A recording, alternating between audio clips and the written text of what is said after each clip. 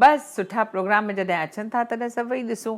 जे तव्हांजे घर में 4 टीवियूं आहिनि त 4 ई टीवी सिंधी प्रोग्राम लॻाए छॾियो। Absolutely.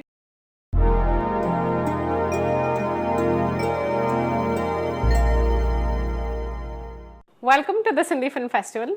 अॼु मूंसां आशा चांदीन जेके सिंधी संगत जा founder, one of the founders, one of the trustees and the most active member of Sindhi संगत। दी सिंधियत लाइ एॾो कुझु करण लाइ थैंक यू। एंड मूंखे तव्हां खां पुछिणो आहे एॾो सिंधियत लाइ जुनून, एॾो पैशन सां कमु करण जी इंस्पिरेशन छा आहे तव्हांजी?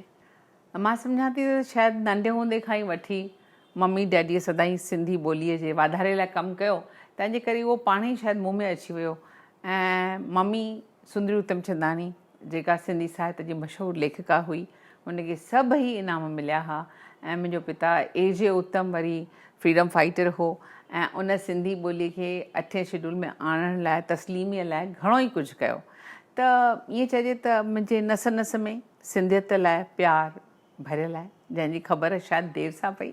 दी हाणे मूंखे तव्हां प्लीज़ ॿुधायो असांखे DD सिंधी चैनल छो खपे एंड हाणे ताईं छो कान्हे? एक्चुअली छो कान्हे उनजो जवाबु त हिकिड़ो शायदि सरकार ॾेई सघे थी, ॿियो असांजा लीडर ॾेई सघनि था ऐं ॿुधाए सघनि था त सिंधी चैनल छो कान्हे। चैनल हुजणु ज़रूरी आहे। इन ॻाल्हि जो अहसासु मूंखे तॾहिं थियो जॾहिं मूं हिकु ॾींहुं सुबुह जो सवेर TV वेठे हलाई ऐं चैनल वेठे ॻोल्हियमि जीअं असीं कंदा आहियूं। त मूंखे DD उर्दू ॾिसण में आयो ऐं ईअं ई थोरो अॻिते हलियसि त मूंखे संस्कृत जा के श्लोक ॿुधण पिया आया। ऐं ओॾीमहिल दुबईअ में जेको टाइम थियो हो सुबुह जा 5:30, माना भारत में त अञा वधीक टाइम थियो हूंदो, 6:30 7 थी विया हूंदा। त ईअं मुंहिंजे मन में ख़्यालु आयो त असांखे सिंधी चैनल छो कोन्हे। ओॾीमहिल इन ॻाल्हि जो शायदि मूंखे ख़्यालु बि कोन हो त इन सां असांजो कहिड़ो वाधारो थींदो, पर मूंखे बसि इहो हो त जे ॿियनि खे आहे त असांखे छो कोन्हे।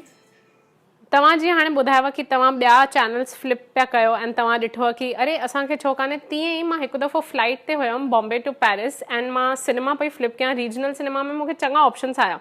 उन महिल मूंखे ईअं आयो अरे सिंधी सिनेमा बि त आहे पर उनजो एक्सपोजर छो कान्हे। ऐं मां फेसबुक ते वॾी पोस्ट लिखी हुई।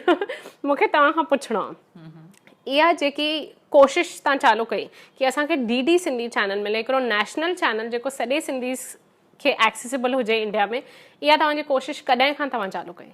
असां एक्चुअली साल 2007 डिसेंबर उन वक़्तु असांखे इहो ख़्यालु आयो।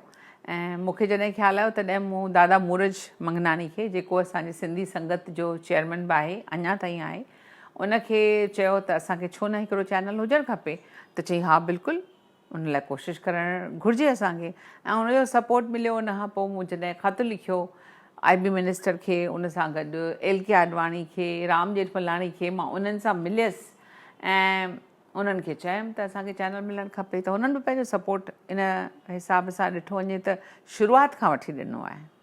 त दी 2007 खां तव्हां इहो चालू कयो, हाणे असां 2019 में आहियूं। हाणे जेकी 11 अप्रैल ते अनाउंसमेंट थी हाई कोर्ट में, थोरा कलाक असांखे मिलंदो ॿिए रीजनल चैनल ते, बट उनजो नालो थोरनि कलाकनि लाइ चेंज थींदो एज़ DD सिंधी। इन जे बारे में अञा छा तव्हांखे ख़बर आहे, थोरी असांखे डिटेल ॿुधाए था सघो प्लीज़? हाणे ॻाल्हि हीअं आहे न त हेतिरा साल त जॾहिं केस शुरू थियो 2015 में दादा राम जेठमलाणीअ दिल्ली हाई कोर्ट में इहो केस विधो, त उनखां पोइ जॾहिं जज चयो प्रसार भारतीअ खे त पंहिंजो रीज़न ॾियो, एफिडेविट ॾियो त सिंधियुनि खे चैनल छो नथा ॾियो। त पहिरीं त उन्हनि नटायो पिए ऐं इहा एतिरो टाइम निकिरी वियो हली। पोइ फाइनली हाणे जॾहिं कुझु ॻाल्हियूं ॿोलियूं कयूं वयूं तॾहिं महेश राम जेठमलाणी, जेको हिन वक़्तु असांजी केस जी पैरवी करे रहियो आहे, उन खे ॻाल्हियुनि में हुननि चयो त ठीकु आहे असीं तव्हांखे 4 कलाकनि जे लाइ स्लॉट ॾियूं था। पर जॾहिं इहो फ़ैसिलो 11 अप्रैल ते जॾहिं कोर्ट में हलियो पिए त उन्हनि इहो एग्ज़ैक्ट 4 कलाक जो फिगर बि न पियो ॿुधायो। तंहिंजे करे असां सोचियोसीं, राम जेठमलाणी माना मिस्टर महेश जेठमलाणी चयो त हाणे असांखे बहितर आहे त तव्हां इहो फिक्स कयो ऐं नेक्स्ट हियरिंग में तव्हां इहो ॿुधायो त असांखे 4 कलाक था ॾियो, 6 कलाक था ॾियो, केतिरो था ॾियो। ऐं ईअं ई असां, छाकाणि जो इहो 24 कलाक कोन्हे, इन लाइ असांखे अञा जदवजद करणी आहे। असांखे अञा कोशिशि करणी पवंदी जीअं हुननि खे 24 कलाक चैनल असांखे ॾियनि। हाणे इन जे बारे में हिकु ॿी ॻाल्हि मां चवंदसि त ताज़ो जॾहिं ईस्ट नॉर्थ ईस्ट जो चैनल ॾिनो वियो आहे त नॉर्थ ईस्ट जी पॉपुलेशन माण्हू 5-7 लखनि खां वधीक कोन्हनि, पर पोइ उन्हनि खे 24 कलाकनि जो चैनल ॾिनो वियो आहे। ऐं असांजा त हेतिरा माण्हू आहिनि, भले खणी सेंसस में हू 26 लख था ॿुधाइनि, पर असां सभिनी खे ख़बर आहे त असीं 26 लख कोन आहियूं, असां उनखां घणो घणो वधीक आहियूं, घटि में घटि 75 लख आहियूं। ऐं असां सिंधी पखिड़ियल आहियूं दुनिया भर में, तंहिंजे करे चैनल ॾिसण में अचे त सॼी दुनिया में सिंधी ॾिसंदा ऐं हीअ चवनि था त जेकॾहिं TRP सुठी थींदी त असीं इहो वधाए 24 कलाक कंदासीं।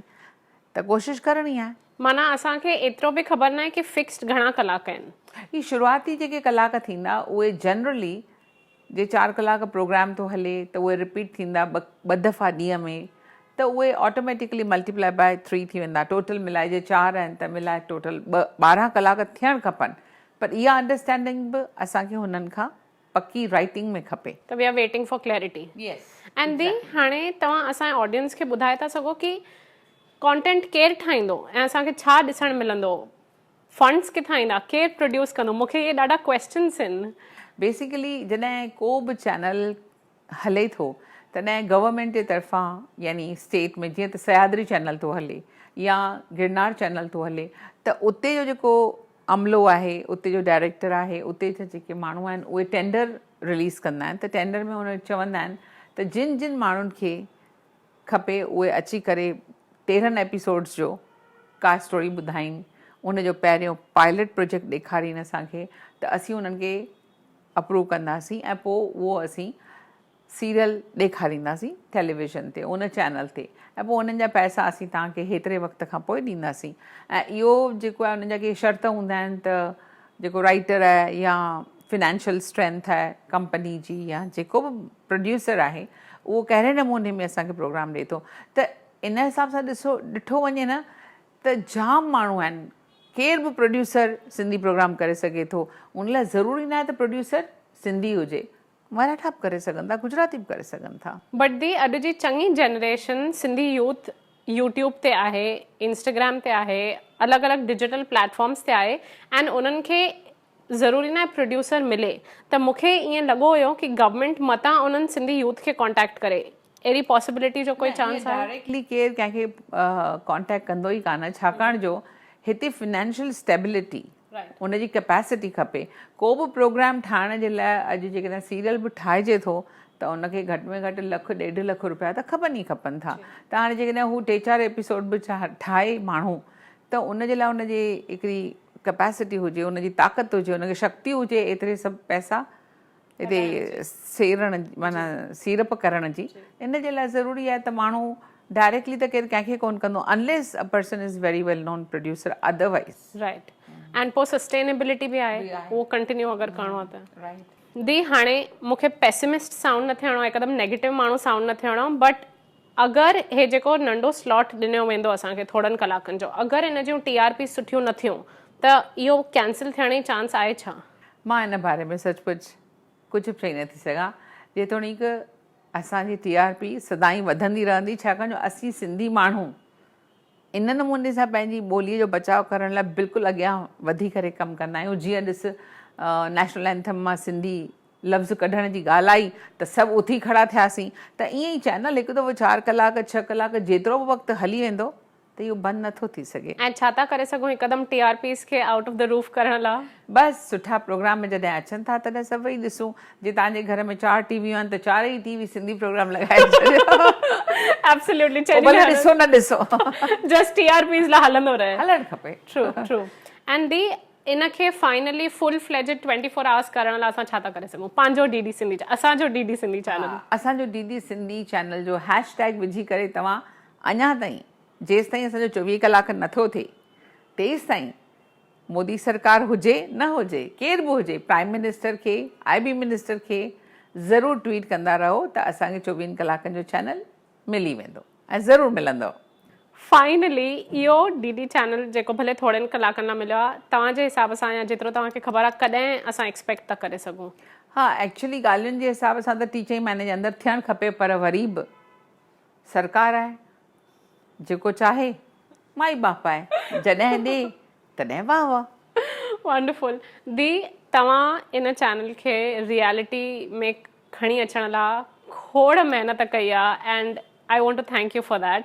हिन इंटरव्यू लाइ बि थैंक यू, DD सिंधी लाइ बि थैंक यू, सिंधियत लाइ एॾी महिनत करण लाइ thank you, and finally Cheti Chand जूं वाधायूं। तो बि हेतिरी महिनत कई, अॼु सॼो ॾींहुं घुमियासीं, सुठो लॻो। ऐं हेतिरी महिनत करे रही आहीं, शल सदाईं वधी विझी, ऐं तोखे दूरदर्शन वारा कॉन्टेक्ट कनि कंटेंट जे लाइ। अगरि तव्हांखे इहो वीडियो वणियो त प्लीज़ हिन वीडियो खे लाइक कयो, सिंधी फिल्म फेस्टिवल चैनल खे सब्सक्राइब कयो, सब्सक्राइब करणु फ्री अथव।